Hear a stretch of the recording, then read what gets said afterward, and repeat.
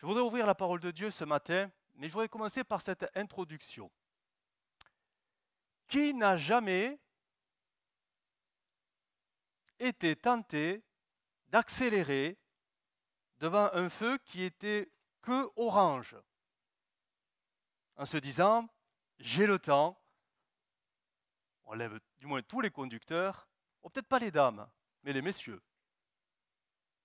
Quelques dames, certainement, mais les messieurs ont appuyé sur le champignon pour que ça passe. Et c'est passé.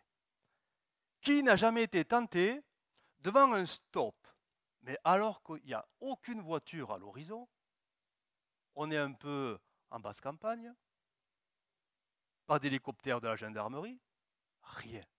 De se dire, bon, on va pas quand même s'arrêter totalement. Et on passe. On l'a tous fait, du moins les hommes. On a tous eu face au code de la route des attitudes d'insoumission. Non? Oui. Pourtant, on sait tous que tout ce qui est écrit dans le code de la route, et là vous allez comprendre le titre, il faut le respecter. Que ça te plaise ou pas, tu dois t'y soumettre. Pourquoi? C'est la loi. Et elle est là pour te protéger, pour te sécuriser, toi, mais aussi les autres. Qui n'a jamais été tenté de pousser un petit peu là, le moteur, alors qu'il faut se limiter à 80, mais on se dit, mais quand même, c'est pas possible. Une si belle ligne droite. Allez, 82, 85. Un regard à droite à gauche, 90. Un excès de zèle, allez, 100. Parce qu'il faut que j'aille prier à la maison rapidement. On a tous eu ces écarts. Et on s'est tous un peu justifiés pour les avoir eus. Mais vous comprenez que ce que nous faisons parfois pour les choses ici-bas sur la terre, nous avons tendance à les faire peut-être aussi avec un code de la route un peu plus divin et céleste. Le code de la route du Seigneur qui s'appelle la Bible. On sait tous que il y a des il faut. Je vais vous en rappeler un. Il faut se repentir. Et oui, vous dites Amen, mais si l'Esprit nous dit qu'il faut le faire encore aujourd'hui, c'est que certains ne l'ont pas encore fait. Pourtant, on le sait tous. Oui, mais c'est un petit péché, c'est pas bien grave. Mais pour Dieu, c'est le salaire du péché, c'est la mort. Et ça, on le sait tous, hein. On le sait tous. Mais on va se trouver des raisons pour essayer de se justifier. Mais devant Dieu, ça ne passera pas. Ça fait plusieurs dimanches que nous voyons ensemble des il faut. Nous n'avons pas le choix. La vie chrétienne est faite de il faut. C'est le code de la route, c'est la Bible, c'est les commandements de Dieu. La Bible n'est pas faite que de promesses. Si tu crois, tu verras la gloire de Dieu. C'est bien, on veut tous la voir et on y croit tous. Mais si vous lisez avec attention les Écritures, vous verrez qu'il y a plein de il faut. Et tu n'as pas le choix. Alors on n'aime pas ces il faut parce que ça nous contraint à l'obéissance. Ça nous contraint à la soumission. Et notre nature humaine n'aime pas ça. C'est pour ça qu'elle doit mourir. Elle doit mourir. Il faut qu'elle meure. Et ça, c'est toi qui dois le faire. Ce matin, je voudrais, et je terminerai ce thème avec d'autres il faut. C'est la parole de Dieu. Nous nous sommes engagés à plaire à Dieu, à lui obéir, mais ça va passer par des il faut. Il faut. Amen. Il faut écouter. Jusqu'au bout. Matthieu 7, 21. Je vais vous lire le texte dans la parole vivante. Et vous allez voir que nous sommes déjà devant un il faut. Mais il est tout bénéfique. Du moins, ceux qui veulent être sauvés, il est bénéfique. Mais il va être contraignant. C'est Matthieu 7, 21. Pour entrer dans le royaume des cieux, il ne suffit pas de dire Seigneur, Seigneur. Il faut. C'est la parole vivante. D'accord. Il faut accomplir la volonté de mon Père céleste. On le veut tous, mais il y aura des moments où ça va nous déplaire. Il y aura des moments où ça va devenir un véritable combat intérieur, une lutte. Mais si tu veux vraiment la vie éternelle, tu devras vivre ce il faut jusqu'au bout. C'est la parole de Dieu qui doit triompher en toi, pas ta chair, pas tes raisonnements, pas tes idées, pas tes pensées. La parole de Dieu. Vous savez que c'est elle qui nous jugera quand nous serons devant le Seigneur?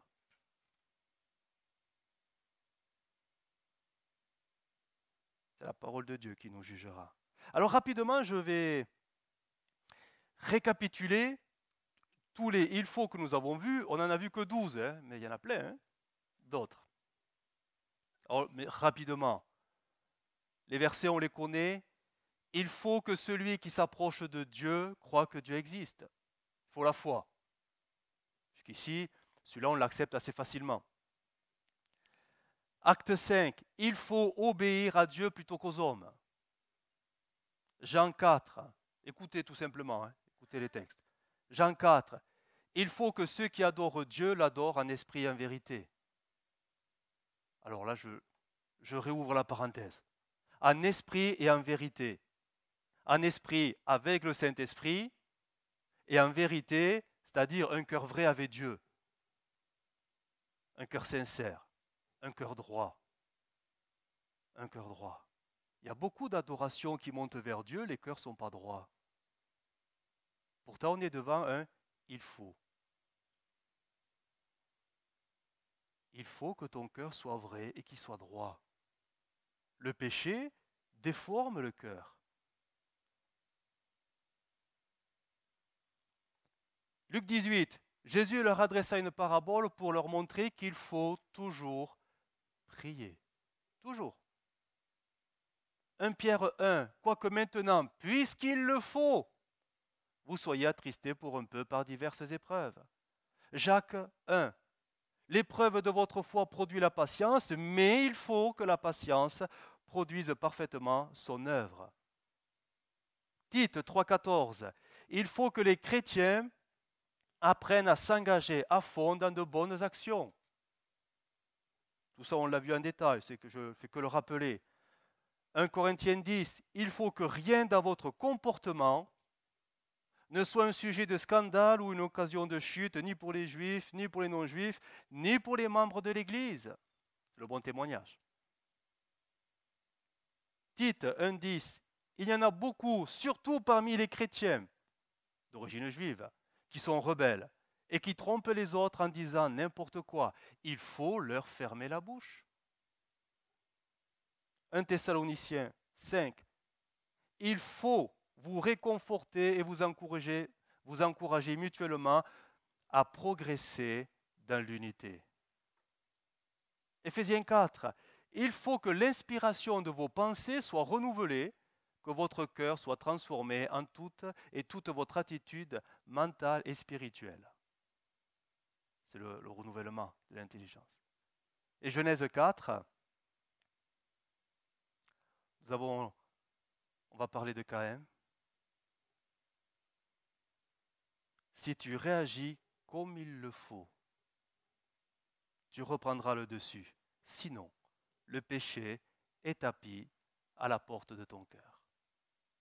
Ça en fait des il faut. Se dit, mais c'est contraignant la vie chrétienne. Si tu en es là, c'est que tu as compris déjà beaucoup de choses. Parce que la vie chrétienne ne peut pas se vivre naturellement. Voilà pourquoi Dieu nous donne l'esprit. Et l'esprit ne peut pas cohabiter avec la chair. Voilà pourquoi elle doit mourir, la chair. Et plus la chair meurt, plus l'esprit prend le dessus, et plus les commandements de Dieu sont de moins en moins pénibles. Et ils deviennent même agréables à vivre.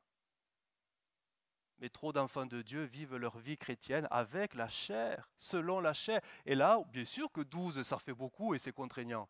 Oui, c'est difficile. Parce que là, tu t'aperçois, ben oui, je ne peux plus faire ce que je veux. Tu as tout compris. Le je veux, il doit mourir. C'est l'Esprit de Dieu qui doit vivre en toi. Le Seigneur n'a jamais voulu sauver ta chair, mais ton âme. C'est pas pareil.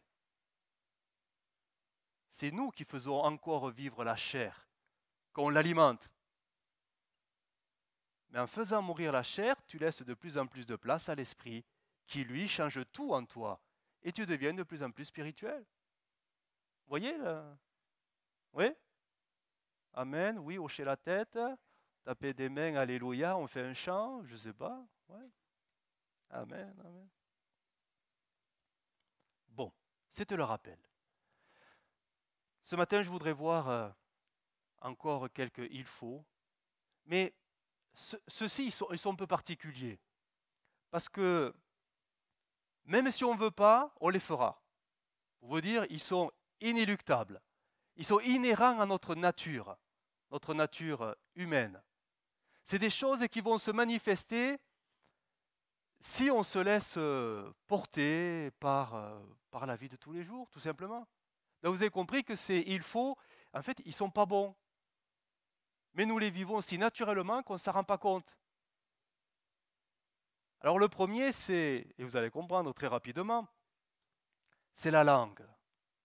Les maladresses de la langue. On a tous un langage. On a tous une façon de parler. Parfois c'est spirituel, parfois c'est très naturel, et parfois c'est très... Voilà. Et écoutez ce que Jacques dira. Dans Parole de vie, Jacques 3,5, écoutez le texte, je vais le lire tout simplement. Regardez les bateaux. Ils sont grands. Et ce sont des vents très forts qui les font avancer. Pourtant, c'est avec un petit morceau de bois qu'on les dirige. Et ils vont là où le pilote veut. La langue, c'est pareil. C'est une petite partie du corps. Pourtant, elle peut se vanter de grandes choses. Regardez. Et là, écoutez Jacques. Regardez. Il faut seulement, notez-le, il faut seulement une petite flamme, une étincelle pour mettre le feu à une grande forêt. Il faudra une petite étincelle pour mettre le feu à une grande forêt. C'est malgré nous. Mais combien de fois nous l'avons malheureusement expérimenté et vécu? On ne le voulait pas. Mais simplement en discutant, on a eu peut-être la parole, la mauvaise parole qui a fait des dégâts. Des petits dégâts ou des grands dégâts, où on a mis le feu à la forêt. C'est malgré nous. Je crois qu'aucun enfant de Dieu est assez méchant pour mettre des feux partout dans les forêts. Mais malgré nous, peut-être que le dimanche, on a eu des paroles agréables, et l'après-midi, on aura des paroles désagréables. Ça arrive. Même des paroles qui peuvent se révéler amères, ravageuses. Des paroles qui vont détruire, des paroles qui vont tuer. Vous voulez un exemple d'un grand homme de Dieu? Du moins, il est devenu.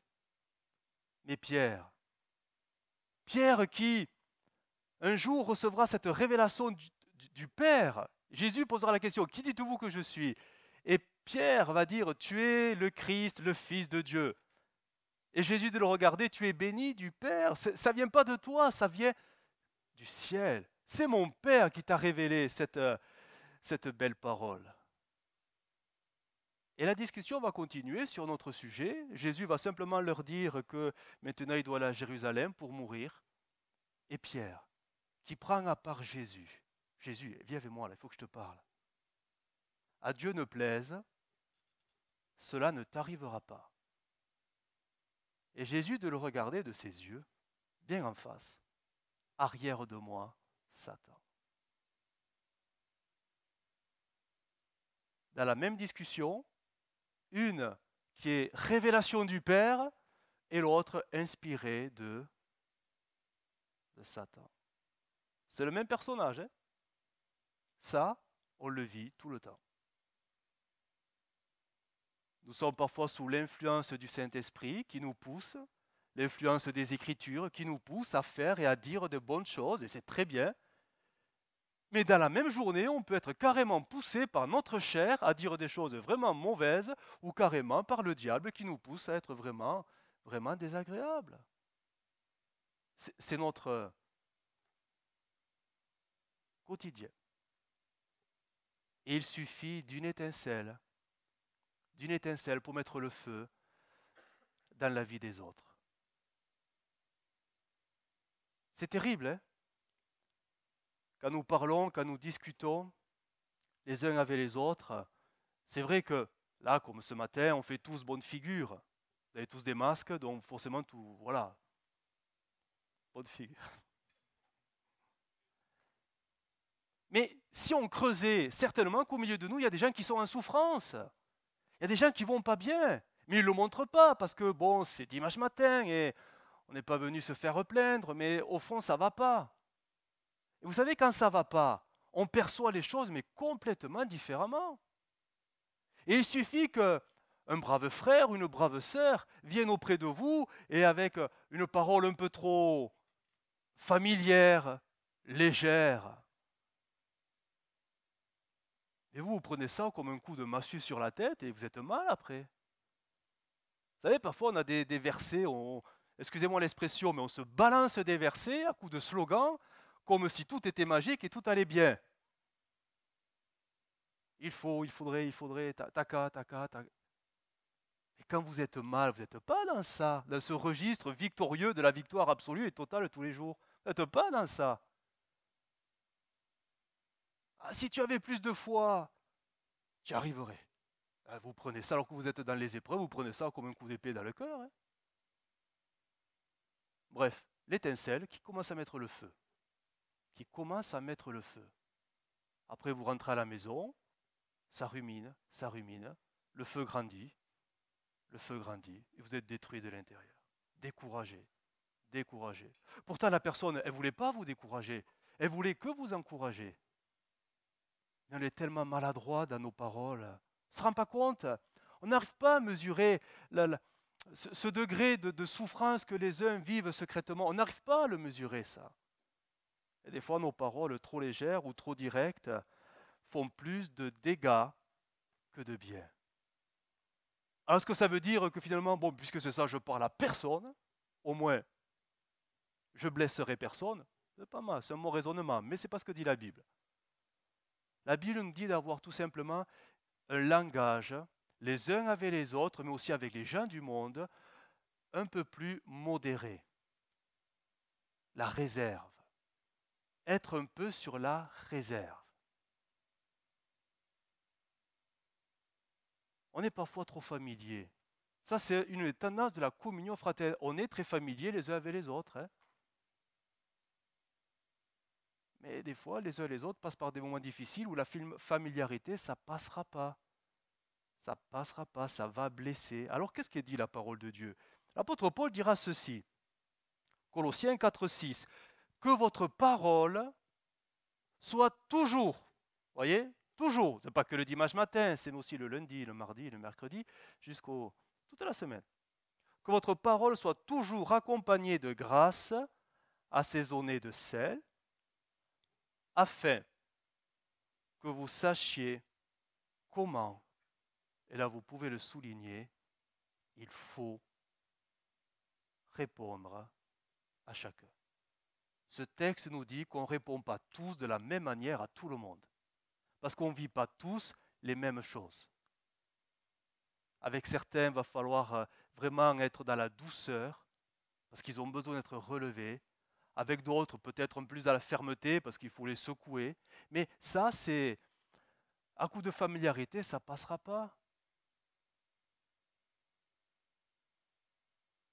Ça s'appelle tout simplement la bienséance.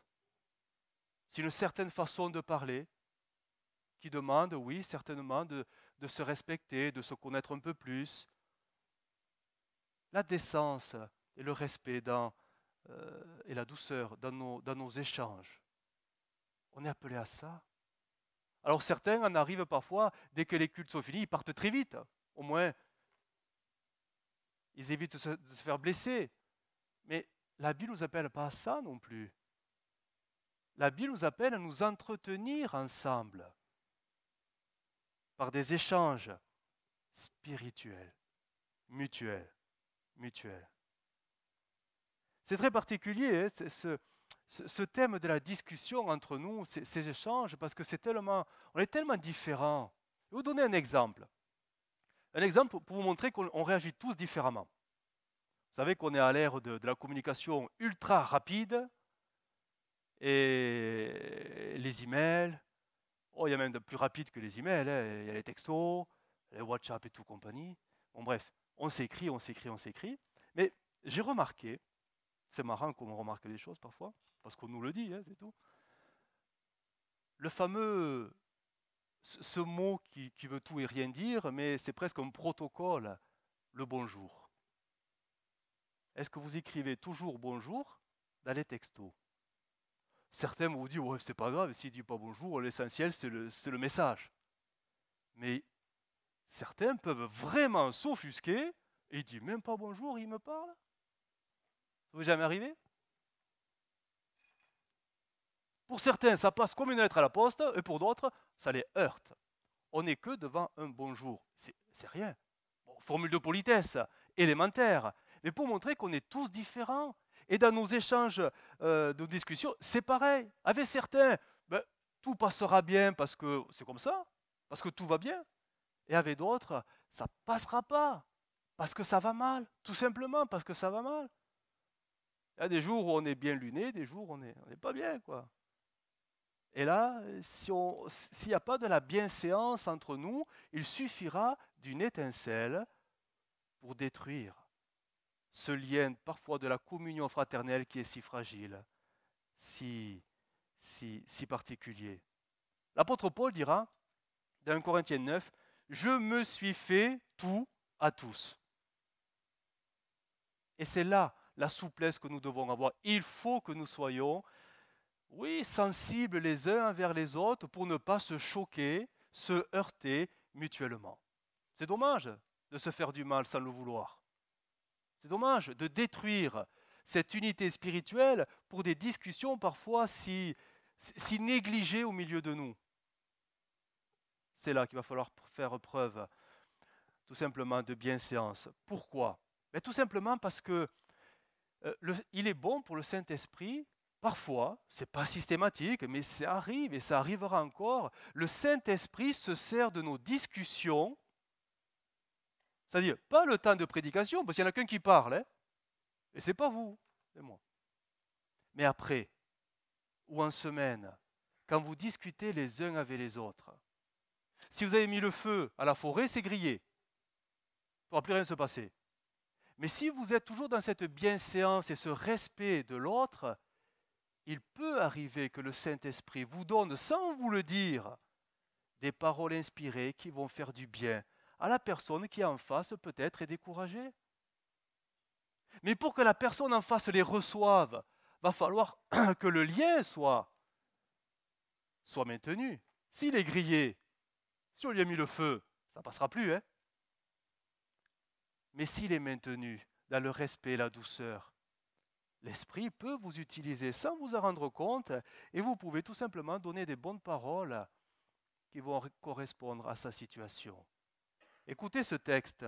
Alors c'est vrai qu'il est peut-être hors contexte, mais il nous parle de l'action du Saint-Esprit qui, malgré nous, va se servir de nos paroles. Dans Luc 12, 11, « Quand on vous mènera devant les synagogues, les magistrats, les autorités, ne vous inquiétez pas de la manière dont vous vous défendrez, ni de ce que vous direz, car le Saint-Esprit vous enseignera, d'autres versions, vous inspirera à l'heure même ce qu'il faudra dire. » Ce qu'il faudra dire. Il faudra, c'est le futur de il faut. On ne le maîtrise plus, c'est l'Esprit qui le fait en toi. Il te donnera les bonnes paroles que l'autre a peut-être besoin d'entendre. Mais il faut que le lien, lui, il soit maintenu. Si tu l'as grillé par ta légèreté, tes blagues un peu lourdes là, c'est fini quoi. Tes paroles ne seront plus entendues par la personne qui est en face de toi. Voilà pourquoi, dans la communion fraternelle, j'ai souvent mis en garde, et on n'est pas des copains. On n'est pas des copains, des copines. C'est pas ça. On est des frères et sœurs en Christ. C'est Christ qui nous réunit les uns et les autres. C'est un lien spirituel qui nous dépasse totalement, mais qui demande que l'autre, je le vois supérieur à moi. Si vous voulez être des instruments utilisés par le Saint-Esprit dans ce domaine-là, il va falloir peut-être revoir cette notion de communion fraternelle. C'est une unité spirituelle qui demande le plus grand soin avec tout le monde. Parce qu'on ne peut pas répondre avec tout le monde de la même manière. Dit ou résumé en un mot, c'est l'amour. Il faut s'aimer les uns les autres. Et l'amour, quand il est là, il se traduit par une façon de parler les uns avec les autres. Amen? Donc il faudra, à vous de le vivre. Le deuxième, et c'est inéluctable, c'est malgré nous, parce qu'on est comme ça, hein, ça ne nous met pas en avant, hein, surtout pas, hein, mais vous allez comprendre, c'est notre manque d'intelligence spirituelle. Oh, peut-être pas vous, les autres. Le manque d'intelligence, le manque de discernement, le manque de compréhension spirituelle dans nos vies. Pas dans la vie des autres, dans ta vie. À moins que vous soyez de ceux qui comprenaient tout, spirituellement parlant, parce que vous avez la pensée de Dieu directe, alors vous êtes fort, c'est bien. Mais la majeure partie des cas, c'est pas du tout ça. Il nous arrive des choses, on ne sait pas pourquoi. On a des difficultés, on ne comprend pas pourquoi. Pourtant, on essaie d'être des chrétiens fidèles, on veut plaire à Dieu et des fois, on ne comprend pas pourquoi. On ne comprend pas ce que Dieu attend de particulier. Et c'est bien souvent là qu'on se retrouve tous, notre manque de discernement spirituel. Le psaume 32, verset 8, nous dit dans la version Semeur, « Je vais t'instruire et t'indiquer le chemin que tu devras emprunter, je serai ton conseiller, mes yeux veilleront sur toi. » Ne soyez pas, ne mets pas les textes, écoutez-moi. Et le verset 9. Ne soyez pas stupides comme un cheval, un mulet, dépourvu d'intelligence, dont il faut dompter la fougue par la bride et par le mors pour qu'ils obéissent. Il faut les dompter parce qu'ils ne se laissent pas diriger sur le chemin que Dieu a prévu. Ils manquent d'intelligence, un peu comme le cheval et le mulet. On aurait pu rajouter des bourriques, ça aurait été plus clair. Des bourricots. On est tous pareils, tous pareils. On est des bourriques. C'est-à-dire que en nous, nous n'avons pas cette capacité spirituelle naturelle de comprendre les directions et les enjeux de la volonté de Dieu. On ne l'a pas. Ne me dites pas le contraire, on ne l'a pas. Nous sommes des êtres charnels, c'est-à-dire terrestres. Nos cœurs et notre mentalité est remplie des choses terrestres. C'est normal, on est des humains. Et voilà pourquoi, quand l'esprit vient à nous, il se passe ce balancier, plus le terrestre diminue, plus les choses de l'esprit montent. Mais si c'est le terrestre que tu alimentes, c'est les choses de l'esprit qui se perdent. Donc naturellement, c'est le terrestre qui l'emporte, parce qu'on est tous de la terre. Mais la vie chrétienne, c'est de se laisser remplir de l'esprit pour que le contrebalancier se fasse et que les choses de l'esprit deviennent plus naturelles. Mais ça, c'est un processus qui demande toute une vie chrétienne. Mais à la base, on est tous pareils. Regardez, même nos prières sont bien souvent alimentées des choses de la terre. Jacques dira, mais vous priez, vous priez, vous priez. C'est bien, mais en fait, vous n'êtes pas exaucé. Mais pourquoi? Pourquoi vous n'êtes pas exaucé? Parce que vous demandez des choses que pour satisfaire les choses matérielles qui vous intéressent. Donc Dieu dit, eh ben non, je ne peux pas. Je ne peux pas bénir l'esprit qui est en lui, parce qu'il n'y est pas. Et quand on est rempli de l'esprit, tout change, jusqu'à notre façon de parler, mais même notre façon de prier. Nos priorités changent. La volonté de Dieu prend une dimension plus importante en nous que la prière devient le moyen d'arriver à la volonté de Dieu.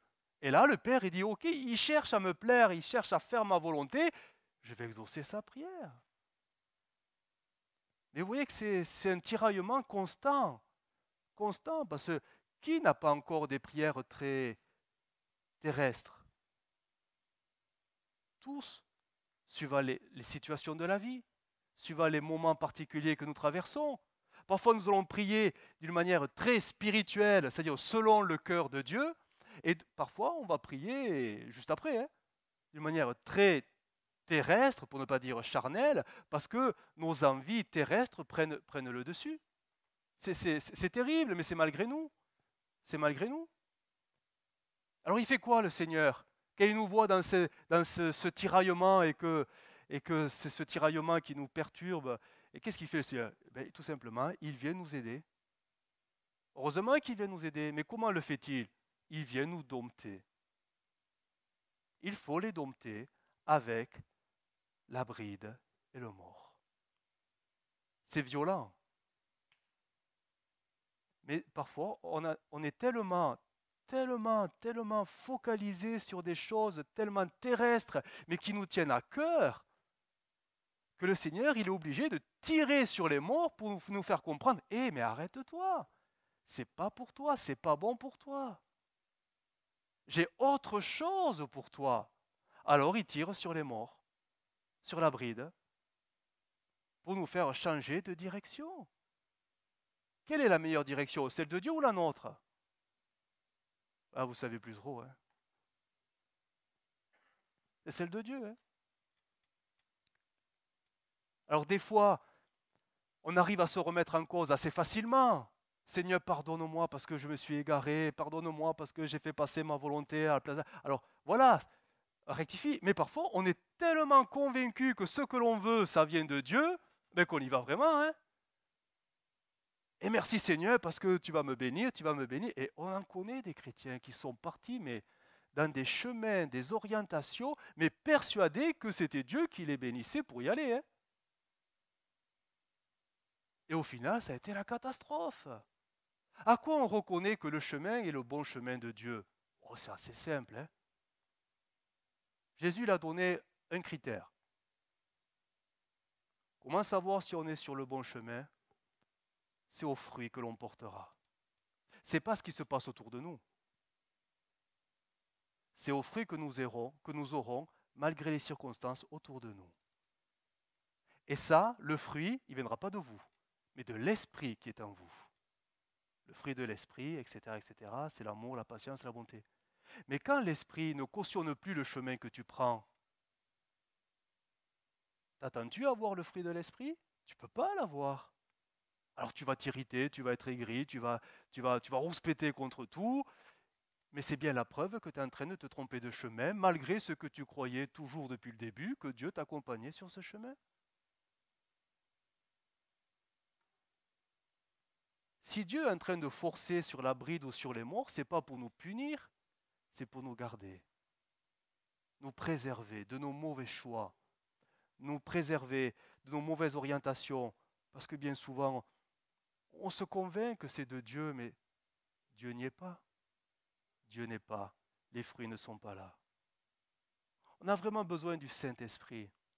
Du Saint-Esprit parce que cette intelligence, ce discernement, il ne vient pas de nous, mais du Saint-Esprit en nous. Du Saint-Esprit en nous. Et on ne peut pas marcher d'une manière fidèle devant Jésus si l'Esprit de Dieu n'est pas en nous pour nous donner ce discernement.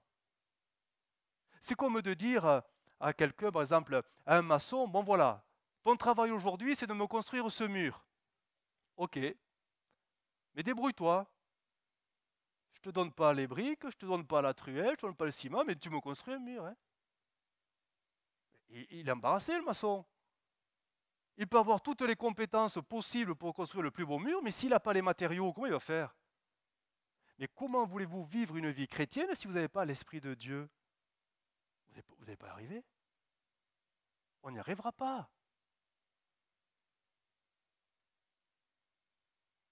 La vie chrétienne ne peut se vivre qu'avec l'Esprit de Dieu. Qu'avec l'Esprit de Dieu. Et la marche avec Dieu ne peut se vivre qu'avec l'Esprit de Dieu.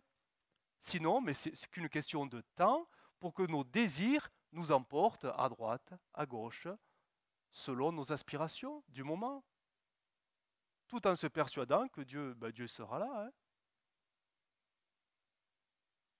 Il y a ce texte très mal compris, mais je vais le citer. Je suis avec vous tous les jours jusqu'à la fin du monde. Ah, c'est rassurant, hein, parce qu'on sait qu'il est fidèle, donc il ne peut pas nous tromper. Oui, mais cette promesse, elle n'est valable que si vous êtes dans le plan de Dieu. Allez dans le péché, vivez dans le péché, vivez selon vos envies, vous allez voir si l'Esprit de Dieu va dire « Oh super, c'est bien ce qu'il fait ». Jésus, tu ne vas pas le quitter quand même. Bon, c'est vrai, il s'est vautré dans la boue, mais tu ne vas pas l'abandonner. Non, le Seigneur se retire. Et l'Esprit essaie de te convaincre à nouveau que tu dois te repentir. Mais si tu ne te repens pas, ben oui, tu auras beau te persuader comme un mantra, mais tu es avec moi tous les jours, tous les jours, tous les jours. Non, il ne sera pas là. C'est ton péché qui est là tous les jours maintenant. J'ai besoin, vous avez besoin, on a tous besoin de ce discernement spirituel. Et ça, ce n'est pas les années de vie chrétienne qui les donneront. C'est notre marche avec Dieu, cette communion avec Dieu. Ce temps que vous passez avec Dieu. Elle sert à quoi la communion personnelle avec le Seigneur finalement? Elle sert à se laisser remplir et visiter du Seigneur. Écoutez ce que dira l'apôtre Paul en parlant des Éphésiens. Éphésiens 3,16. Je demande à Dieu qu'il vous accorde d'être fortifié avec puissance par son esprit dans votre être intérieur. Fortifié avec puissance par son esprit dans votre être intérieur. Que le Christ habite dans votre cœur par la foi, enraciné et solidement fondé dans l'amour. Vous serez ainsi, donc conclusion, et vous serez ainsi remplis de toute la plénitude de Dieu. Là. Si l'Esprit vous fortifie, si Christ habite en vous, vous serez dans un processus de remplissage de la plénitude de Dieu. Et là, les choses vont devenir de plus en plus spirituellement claires. L'intelligence, le discernement, la compréhension, la perception, toutes ces choses vont devenir naturelles. Voilà pourquoi la Bible nous invite à vivre ces moments seul à seul avec Jésus, le plus possible, tous les jours, quotidiennement, selon les disponibilités de chacun, mais ce temps de communion avec Jésus, ce n'est pas simplement pour lui réciter, vous savez, nos listes de besoins. Hein. J'ai besoin de ça, ça, ça, ça, ça. Amen, merci, à demain. Non, c'est prendre un temps dans la présence de Dieu, dans l'adoration, la louange et l'action de grâce, pour se laisser visiter par le Saint-Esprit. Il vous remplit, le niveau il monte, il monte, il monte, il monte, ça déborde. Vous êtes joyeux? Votre liste de prières, vous n'y pensez même plus. Hein. Parce que vous avez compris que ce dont vous avez le plus besoin, c'est la présence de Dieu. La présence de Dieu, elle vous comble.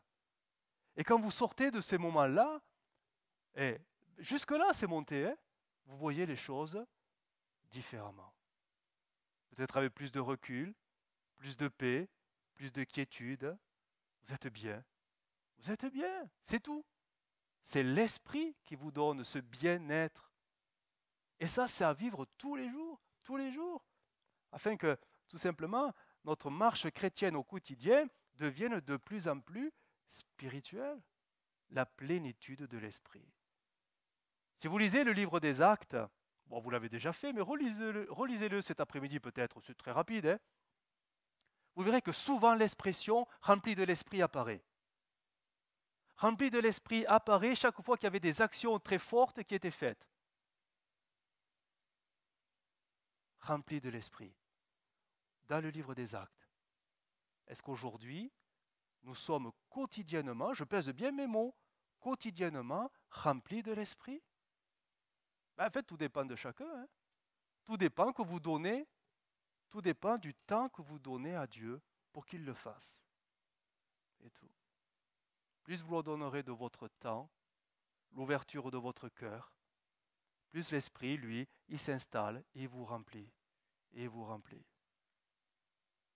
On a vraiment besoin de cette dimension de l'Esprit, rempli de l'Esprit. Est-ce que nous sommes tous venus ce matin remplis de l'Esprit? Qui a pris le temps de se préparer pour ce remplissage? Nous sommes appelés à ça. Nous voulons des cultes spirituels. Prenons le temps de nous laisser remplir du Saint-Esprit. Nous voulons des cultes un peu plus... Prenez le temps, donnez du temps à l'Esprit pour que vous soyez un peu plus, tout simplement. Et vous apporterez ce que l'Esprit vous aura donné, simplement. Mais ce n'est pas à nous. Nous devons aller le chercher auprès de Dieu. Et Dieu nous a promis de nous donner si nos cœurs sont prêts à le recevoir. Si nos cœurs sont prêts à le recevoir, nous parlons d'un cœur pur, d'un cœur vrai, d'un cœur qui n'est pas dans le péché, d'un cœur qui a soif. On a chanté ce beau chant, nous avons soif de Dieu. Si tu as chanté ce chant, que tu n'es pas rempli de l'Esprit, il y a une incohérence.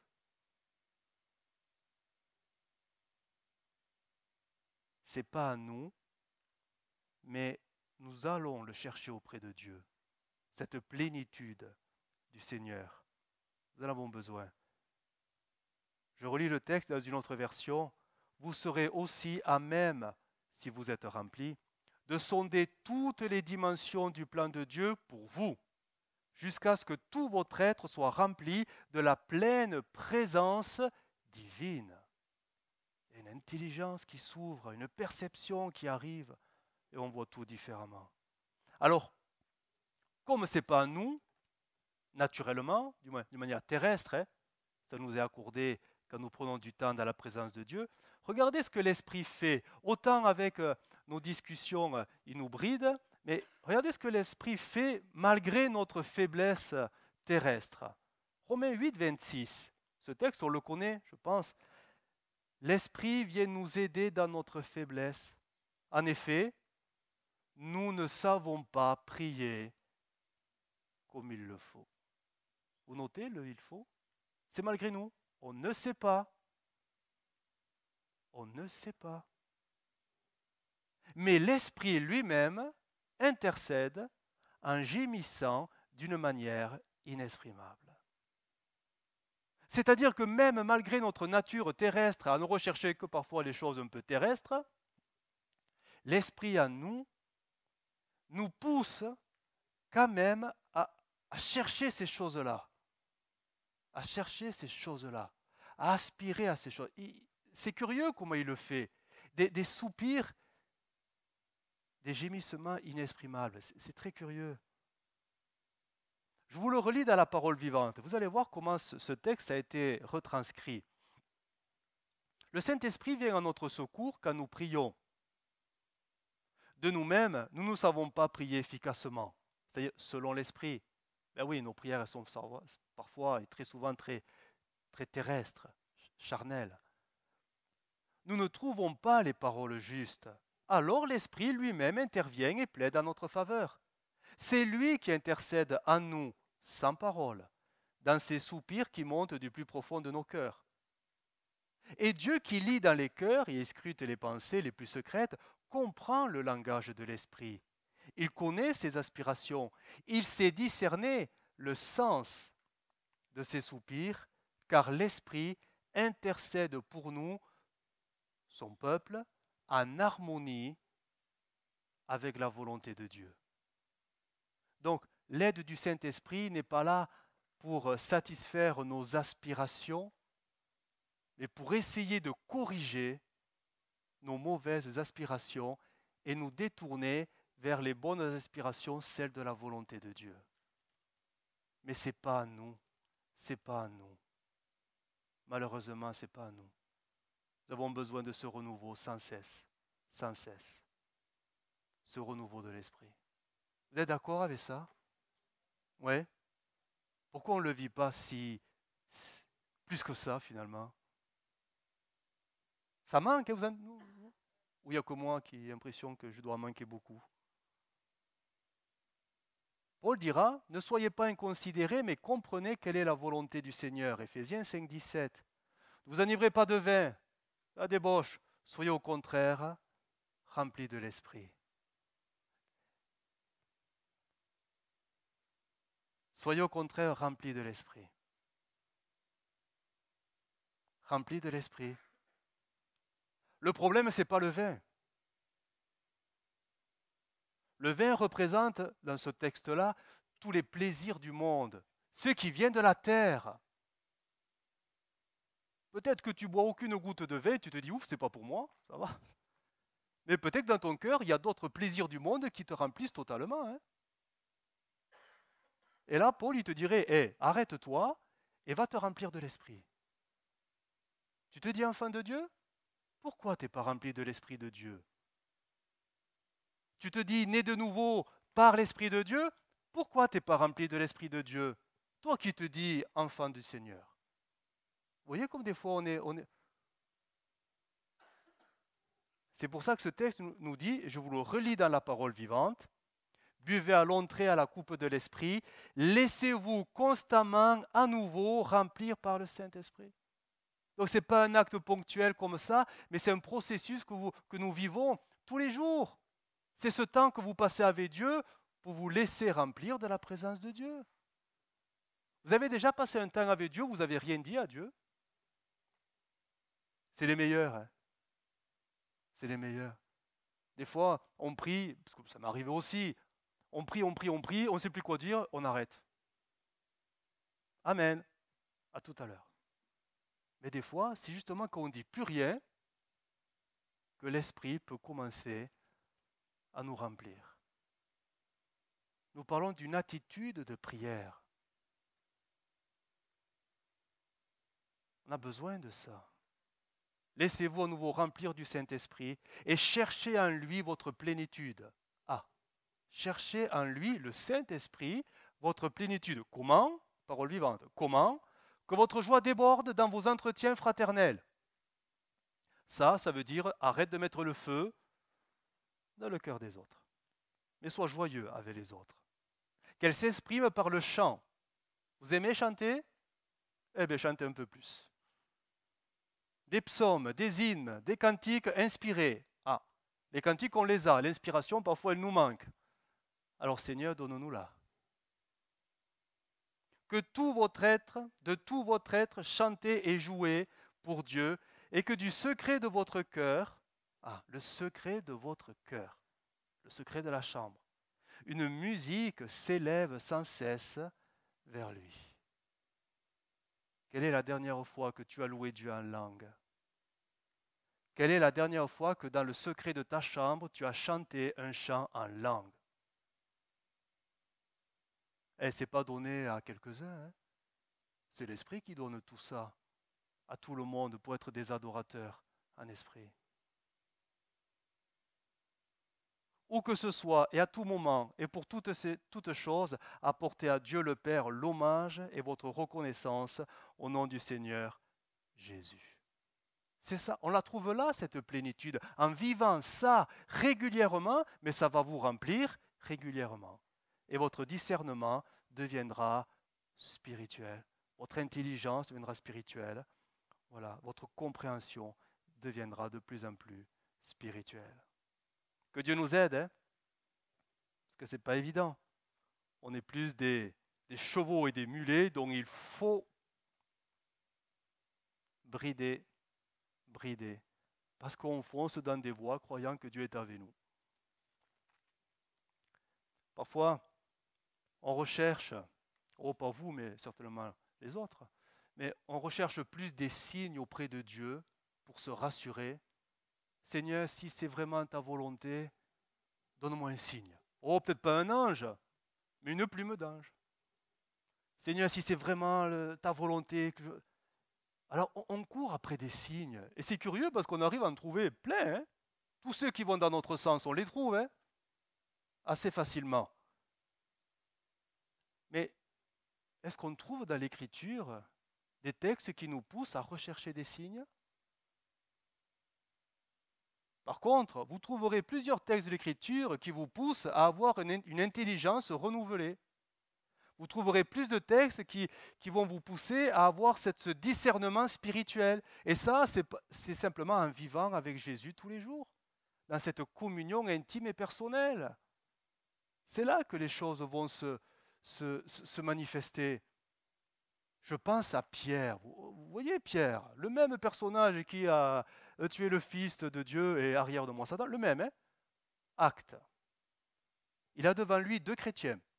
Ils font bonne figure, ils semblent bien, ces chrétiens-là. C'est un couple. Ouais. Vous voyez de qui on parle, hein? Ananias et Saphira. Apparemment de bons chrétiens. Les autres vendaient toutes leurs propriétés, ils donnaient tout au pasteur, à Pierre. Ils se sont dit, on va faire comme les autres. Mais dans le secret de leur chambre, ils ont dit, on ne va pas faire entièrement comme les autres. On va en garder à la poche. Mais on va faire croire à Pierre que tout est là. Ça fait spirituel. Ils vont penser qu'on est hyper consacré. Donc ils ont mis en marche leur plan, là, tout ça. Et voilà que Ananias va se retrouver devant Pierre. Il dit, voilà la vente de ma propriété. Je te donne tout. C'est pour l'œuvre de Dieu, c'est pour le Seigneur, parce qu'il m'a béni. Alléluia, gloire à Dieu. Et là, regardez Pierre. Il se passe quoi? Est-ce que vous voyez un Pierre dire, Ananias, attends, je vais prier rapidement pour voir si Jésus est d'accord? Non, ça lui tombe dessus, paf. Pierre, il a une révélation, un discernement, une intelligence spirituelle qui est hors du naturel, mais quelque chose qui vient de l'esprit et qui va lui révéler que cet homme est en train de lui mentir. Mais l'esprit qui est en train de faire cette œuvre dans Pierre, c'est le même esprit qu'on a reçu. Comment se fait-il que Pierre a reçu ça? Ne me dites pas parce qu'il est pasteur, hein, ça n'a rien à voir. Hein. C'est parce qu'il est rempli de l'esprit, tout simplement. Ce n'est pas la fonction qui donne automatiquement la présence de l'esprit, certainement pas. Mais ce qui donne la présence de l'esprit, c'est de passer du temps avec Jésus, qui vous remplit de l'esprit. Et Pierre était un homme qui passait du temps devant Jésus, dans son culte personnel, à tel point qu'il est qualifié. Il va pouvoir remplir sa fonction avec les outils de l'esprit. Mais c'est valable pour tous les chrétiens. Vous êtes enfants de Dieu. Comment pensez-vous vivre une vie chrétienne qui plaise à Dieu si l'Esprit de Dieu ne vous remplit pas? Vous êtes perdu d'avance. Hein? Ça va être très charnel. Hein? Et à quoi on va le voir? Au fruit de la chair, c'est tout. À quoi voit-on qu'un chrétien est rempli de l'Esprit? Au fruit de l'Esprit. On a vraiment besoin de passer du temps avec le Seigneur pour se laisser remplir de son Esprit. Amen. Amen. Je vous pose pas la question pour savoir si vous l'avez fait ce matin. Hein? Mais faites-le demain matin. Ou cet après-midi. Ou ce soir, ou cette nuit. Mais trouvez toujours un moment avec le Seigneur. Hein? Vous n'allez pas le déranger. Hein? Il attend que ça. Votre présence. Je voudrais terminer, et ça sera pour clôturer ce thème, avec un dernier il faut. Il est très particulier parce qu'on va dire c'est le il faut, mais du côté de Dieu maintenant. Des il faut divins, célestes. C'est Dieu qui s'engage à mettre en œuvre ces il faut, et il le fera. Il le fera au temps où lui l'a choisi. Quand on regarde la Bible, la volonté de Dieu, le plan de Dieu, le grand plan de la rédemption pour l'humanité, on s'aperçoit que tout suit un timing très précis. Tout s'articule au travers de « c'est le temps de Dieu ». C'est le moment que Dieu a choisi. Donc derrière toutes ces étapes, il y a un il faut. Il faut. Regardez, ne serait-ce que la venue de Jésus. On va faire simple, très court, mais la venue de Jésus. Genèse 4. Lorsque les temps ont été accomplis, Dieu a envoyé son Fils, né d'une femme. Donc, on sent bien qu'il fallait que les choses se passent avant pour que maintenant, il faut envoyer Jésus. Se dira le Père, il faut que j'envoie Jésus. Et quand on lit la vie de Jésus dans les évangiles, on l'a déjà fait dans d'autres messages, je ne vais pas trop m'attarder, mais tout ce que Jésus a fait était ponctué d'un « il faut ». Il fallait. Luc 22, il fallait que les choses qui sont écrites de moi dans la loi de Moïse et dans les prophètes et dans les psaumes fussent accomplies. Il fallait. Ainsi, il fallait que le Christ souffrit et qu'il ressuscite d'entre les morts le troisième jour. Et même, regardez, on est maintenant dans le livre des Actes, nous sommes avec les apôtres, et regardez comment l'articulation du message de la grâce va maintenant tourner. Ce n'est plus pour le peuple de Dieu, les Juifs, mais ça se tourne vers les païens. Regardez comment c'est écrit dans Acte 13. C'est Paul et Barnabas qui vont le dire dans Acte 13.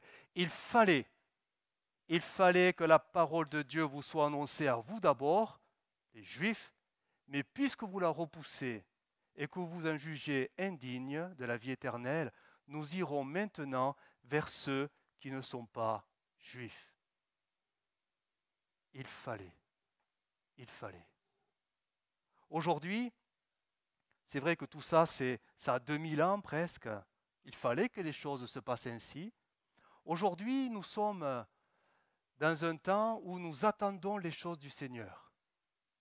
Et je vais simplement le dire ainsi, il faut que Jésus revienne. Ça vous plaît? Vous soyez prêts. Sinon, il faut que Jésus revienne. Et ça, ce n'est pas nous qui allons le décider. Mais vous savez que le Père, il a le timing, hein, il sait. Hein, à la seconde près, quand les choses vont se réaliser. Nous, on prie pour que Seigneur, vite, maintenant. Mais le Seigneur tient un planning, tient un horaire très précis, mais c'est sûr, il va revenir. Il va revenir. Regardez ce que Jésus va dire pour nous tenir éveillés. Parce qu'il faut rester éveillé. Regarde si ton voisin il est réveillé. Marc 13, 7. Écoutez. Quand vous entendrez parler de guerre et de bruit de guerre, vous connaissez le texte, hein? Ne soyez pas troublés. Il faut que cela arrive. Quand vous entendrez parler de guerre et de bruit de guerre, ne soyez pas troublés. Il faut que cela arrive. On y est en plein. Vous n'êtes pas surpris d'entendre les conflits à droite à gauche sur le globe. Il fallait que ça arrive. On y est en plein. Mais ce ne sera pas encore la fin. Une nation se lèvera contre une nation, un royaume contre un royaume. Il y aura des tremblements de terre en divers lieux. Et Luc rajoutera, et même des épidémies. Vous avez entendu parler de la dernière épidémie? Voilà pourquoi vous avez des masques. Il y aura des famines. Ces choses seront un commencement de douleur. Il continue, Jésus d'expliquer, il faut que l'évangile soit premièrement prêché à toutes les nations. On y est. C'est fait. L'évangile, il a fait le tour de la planète. Hein. Ça y est. On est en plein dans les il faut. C'est même plus des il faut, c'est il fallait, c'est fait. Les tremblements de terre, on les a vus. Les bruits de guerre et les guerres, on les voit. Les épidémies, on en a vu une, voilà, vraiment. Tout est là. Tout est là. Les famines, on le voit. L'évangélisation qui parcourt le monde, on le voit. Tout ceci veut dire que maintenant, tout est prêt. Il revient. Il faut qu'il revienne. Les signes sont accomplis. Il revient. À partir de ce moment-là, de cette lecture de Marc, de Marc 13, mais l'évangile de Matthieu le reprend, Luc le reprend, tous les feux sont au vert. À tout moment, nous pouvons tous là disparaître. Je dis disparaître parce que, écoutez le texte qui suit. Vous savez ce qui va marquer l'enlèvement de l'Église? Souvent on parle de Jésus qui descend. Oui, mais en fait le texte dit que nous, du moins les chrétiens trouvés fidèles, des cœurs purs, droits, vrais, dans la repentance avec le sang de Jésus qui les couvre, Paul dit, en un clin d'œil, piouf, croyez pas qu'on va s'élever là, on va se voir partir. Au revoir les copains. Non. Jésus, lui, descend dans les nuées et nous, paf. Écoutez 1 Corinthiens 15. Paul parle aux chrétiens, nous ne mourrons pas tous, mais tous nous serons changés. En un instant, en un clin d'œil, au son de la dernière trompette, car la trompette sonnera, et les morts ressusciteront incorruptibles, et nous, les vivants sur terre, nous serons changés. Pourquoi? Car il faut. En voilà un, il faut. C'est prévu. Il faut que ce corps, vous avez le même, hein?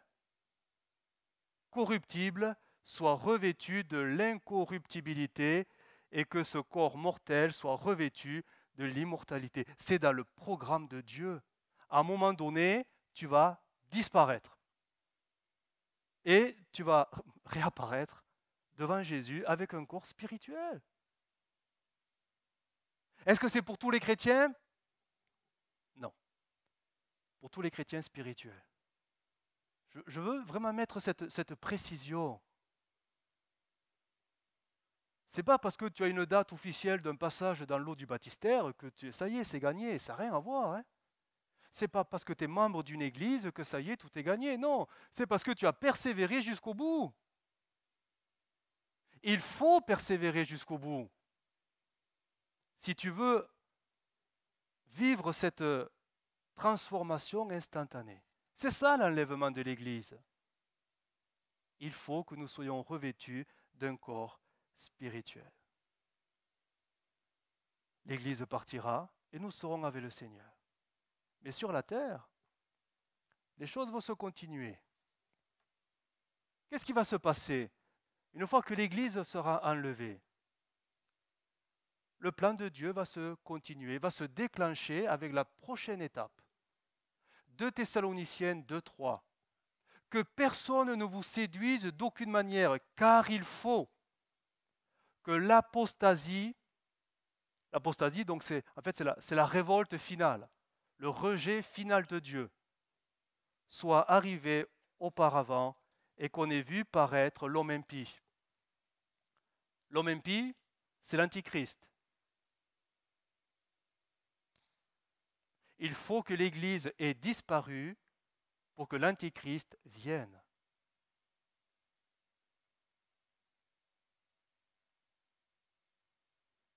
Quand l'Antichrist montera sur la scène internationale, l'Église n'est plus là. L'Église n'est plus là. Il faut seulement que celui qui le retient encore ait disparu. L'Église, l'action de l'Esprit, qui reparte auprès du Seigneur, et la terre est livrée au jugement. L'action de l'Antichrist, vous lirez le livre des Actes, de l'Apocalypse, et vous verrez comment les choses vont tourner. Ça sera quand même assez difficile, très compliqué, des temps terribles, mais c'est le plan de Dieu qui va se dérouler. Et on sait que quand l'Antichrist aura fait ce qu'il a à faire par la puissance de Satan, on sait qu'il sera détruit. Il sera détruit. Ça nous renvoie au conflit d'Armageddon.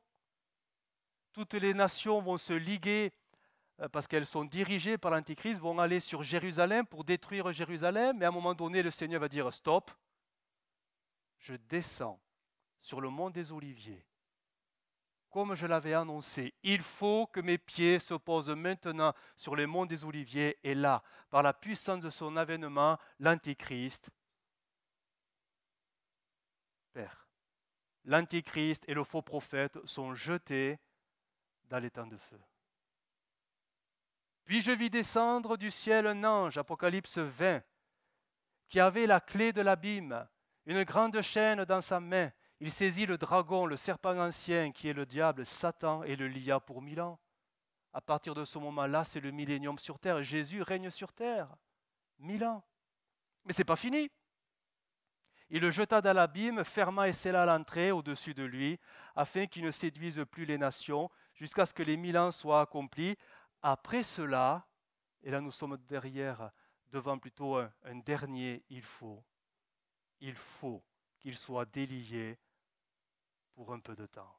Après les 1000 ans, c'est incompréhensible, mais le diable sera relâché, il y aura la dernière révolte, et là, ça sera la fin du monde.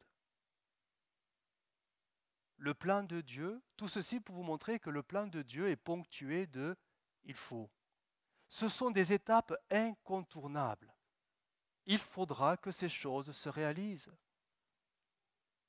Aujourd'hui, et je termine, et c'est ma conclusion, nous sommes dans cette parole de Jésus. Ce n'est pas ceux qui me disent « Seigneur, Seigneur », mais il faut accomplir la volonté de mon Père céleste. Nous sommes dans le « il faut accomplir la volonté du Père céleste ». Je voudrais vraiment que vous puissiez vous repositionner devant l'Écriture et que vous puissiez faire ce bilan. Est-ce que je vis la volonté du Père? Est-ce que mes pas sont sur le chemin du Père? Est-ce que mes œuvres sont approuvées du Père? Est-ce que j'ai l'approbation du Père dans ma vie? Dans mon couple, dans ma famille, peut-être dans ma vie professionnelle. Il faut que l'approbation du Père soit là, tel un sceau divin. Sinon, ça s'appelle le péché. Le mot péché veut dire littéralement, ça a été dit, je le redis, manquer le but. C'est ça le péché. Dieu a fixé un but pour ta vie ici-bas, mais si tu manques ton but ici-bas, ne crois pas que tu auras une éternité avec lui. Tu ne peux pas. C'est comme si tu disais au Père, bon, Père, je me suis un peu trompé, mais ferme les yeux sur mes erreurs et accorde-moi une place auprès de Jésus. Vous croyez que ce genre de prière peut être exaucé? Ben non.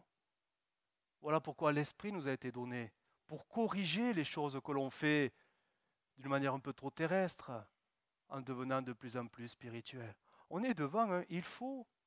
De la même manière qu'il fallait naître de nouveau pour être sauvé, ça on le comprend peut-être un peu mieux, il faut naître de nouveau pour être sauvé, mais si tu veux rester dans le salut jusqu'au dernier jour, il faut faire la volonté du Père. Sinon, entre-temps, ça s'appelle la disqualification. Donc il est bon de se remettre en cause. Il est bon de se repentir. Il est bon de demander au Seigneur, montre-moi ce que je ne vois pas. Parce que je veux vivre ta parole. Je voudrais terminer vraiment avec ce récit de l'apôtre Paul. Vous savez, Paul, à un moment donné, il a demandé à comparaître devant César. Et on lui a dit, ok, tu veux aller devant César? Ok, eh bien on te paye le voyage, tu vas prendre le bateau et tu vas aller à Rome. Tu vas aller à Rome. Vous connaissez le récit certainement. Voilà que on lui affecte le bateau, c'est un navire, ils sont à peu près plus de 300 sur le bateau. Et le capitaine du bateau, lui qui commande normalement le bateau, dit « Ok, ça y est, on y va. On prend la mer, direction Rome. » Et Paul, pourtant Paul, c'est pas marrant, il dit « Vaut mieux pas partir maintenant. C'est trop tôt. C'est dangereux. On pourrait être pris dans des tempêtes. » Le capitaine a dit hey, « Tais-toi, reste à ta place, tu n'es qu'un prisonnier. Je sais ce que je fais. » Ils sont rentrés dans une grande tempête. Ça a duré 14 jours. Vous imaginez une tempête de 14 jours où on ne voit pas le jour pendant 2 semaines? Même les marins étaient en arrivée au point de désespoir ultime. On va tous mourir. Tous mourir. Et à un moment donné, Paul, il va oser prendre la parole et voici ce qu'il va dire. C'est Acte 27, verset 21. La tempête était si forte que finalement nous avions perdu tout espoir d'être sauvés. On n'avait pas mangé depuis longtemps. Alors Paul, debout, au milieu d'eux, leur dit, mes amis, donc ils sont à peu près 300, hein, mes amis, il aurait fallu m'écouter. C'est la Louis II 21. Là, on imagine que le capitaine du bateau était dans ses petits souliers. Il aurait fallu m'écouter. C'est un peu trop tard, mais il aurait fallu m'écouter et ne pas quitter la Crète afin d'éviter ces dommages et ces pertes. Il aurait fallu m'écouter. Je vous lis ce texte pourquoi? Parce que peut-être qu'un jour, on sera devant Jésus, et il nous regardera avec son regard plein de compassion, et peut-être qu'il pourrait te dire, tu aurais dû m'écouter. Ça aurait évité les pertes aujourd'hui. Je sais qu'on connaît tous l'Écriture, je sais qu'on connaît les promesses de Dieu presque par cœur, je sais que nous lisons la Bible tous les jours, mais est-ce que ça fait de nous des gens obéissants? Non. Est-ce que ça fait de nous des gens soumis aux Écritures? Non. Voilà pourquoi l'obéissance, nous devons l'apprendre. Même Jésus a dû l'apprendre. Et il l'a apprise par la souffrance. Alors ne croyons pas que les il faut, ouais c'est super pasteur, beau message, on vit les il faut. Non, arrête-toi parce que le jour où ça va te tomber dessus et que tu vas devoir vivre un il faut, ça sera de terribles combats. Quand Dieu te dira il faut que tu pardonnes et que toi tu veux pas, tu vas voir le combat que tu vas livrer. Quand le Saint-Esprit, là, peut-être à l'église, te dira, mais il faut que tu élèves la voix, et que toi, tu vas te convaincre, mais je ne peux pas, je suis trop timide, tu vas voir le mauvais moment que tu vas passer. Quand tu vas recevoir un don spirituel, et que le Saint-Esprit te dit, vas-y, il faut que tu le communiques, c'est pour quelqu'un, et que toi, tu vas dire, Seigneur, que si c'est bien de toi, qu'un autre le dise à ma place, tu vas voir le mauvais moment que tu vas passer. La vie chrétienne, ce n'est pas si facile que ça. C'est dur. Quand tout va bien, on pense qu'on est capable de tout faire avec le Seigneur. Mais quand tout va mal, c'est là qu'il faut se rappeler que même les il faut les vivre avec l'aide du Seigneur. Et ça, c'est moins naturel. C'est difficile. C'est difficile. Mais c'est à ce prix-là que les portes du royaume restent ouvertes. On n'a pas le choix. On n'a pas le choix. C'est la parole de Dieu plus tranchante qu'une épée à double tranchant, qui va nous juger. C'est comme si vous imaginez, vous êtes devant Jésus, il ouvre la Bible, et tous les versets que vous n'avez pas, où vous ne vous êtes pas soumis, vous ne les avez pas accomplis, vous avez été désobéissants, vous les avez rejetés, c'est comme s'ils allaient se souligner en fluo devant vous. Ça, tu n'as pas voulu le faire. Ça, tu n'as pas voulu le faire. Et voilà, la Bible elle va prendre la couleur. Hein. Et ça sera trop tard. Ça sera trop tard. C'est la Bible qui va nous juger. Oui, mais Dieu, il fait grâce, il comprend. Oui, attends, la grâce, elle a été manifestée à la croix. C'est par grâce que tu es rentré dans le salut. Mais le salut se vit par l'Esprit de Dieu au travers de ta sanctification, parce que sans laquelle tu ne verras pas le Seigneur. Donc ça demande que tu renonces à ton péché, que tu renonces à tes œuvres, que tu renonces à ton attitude, que tu renonces à tout. Parce que sinon, si tu ne portes pas ta croix tous les jours, tu ne peux pas être le disciple de Jésus. Ah, peut-être qu'on ne vous l'avait pas présenté comme ça le jour de votre conversion. Ça arrive, hein? Ah, si tu donnes ton cœur à Jésus, tu seras béni, tout sera merveilleux, alléluia, tu verras, tu verras, tu verras, tu verras. Oui, tu verras que le il faut, en fait, il faut l'accomplir maintenant. Et c'est de terribles combats. On les gagne, hein? Si vraiment on crie à Jésus, on les gagnera tous, hein, c'est sûr. Hein? Mais si c'est notre chair qui essaie de vivre la vie chrétienne, on ne les passera pas s'il faut. La chair ne peut pas plaire à Dieu, mais l'esprit à nous ne peut que plaire à Dieu. Mais il faut faire mourir la chair. Alors que nous n'ayons pas cette terrible rencontre plus tard où le Seigneur peut-être nous dirait, il aurait fallu m'écouter et ne pas quitter le chemin de l'obéissance. Que Dieu nous aide. Que Dieu nous aide.